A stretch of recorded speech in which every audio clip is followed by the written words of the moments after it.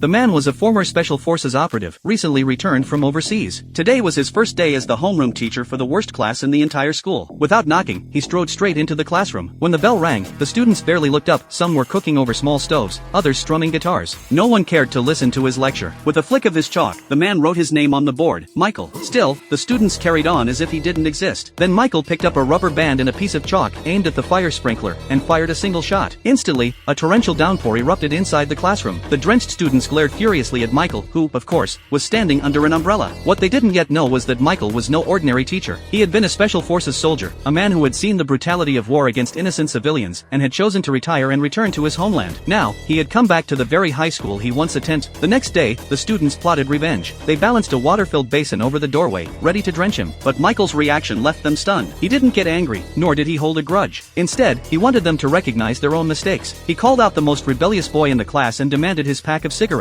Then he made an offer. Anyone who could correctly answer 3 of his questions could leave the classroom immediately. The boy, to the envy of his classmates, swaggered out. Michael then used the confiscated cigarettes as a teaching tool, explaining their origins, structure, and the very real dangers of smoking. By the end of the 45-minute lesson, but the school leadership wasn't so sure about his unorthodox, open-ended teaching style. Michael didn't care. His methods blended discipline with variety, and he worked to ease tensions between students and parents. When he saw misconduct, he confronted it directly, sometimes literally going to people's doors. That was how he found himself face-to-face with a group of rough-looking men blocking his path. They ordered him to get lost without reason. But when he heard a cry for help from one of his students, Michael acted without hesitation. In one swift motion, he snatched a toothbrush from an opponent's pocket and wielded it like a military knife. More men poured in, but Michael struck first, using the bristled end of the toothbrush to subdue several attackers in rapid succession. Then, seeing the fight turning against them, a towering UFC fighter stepped forward and joined the fray.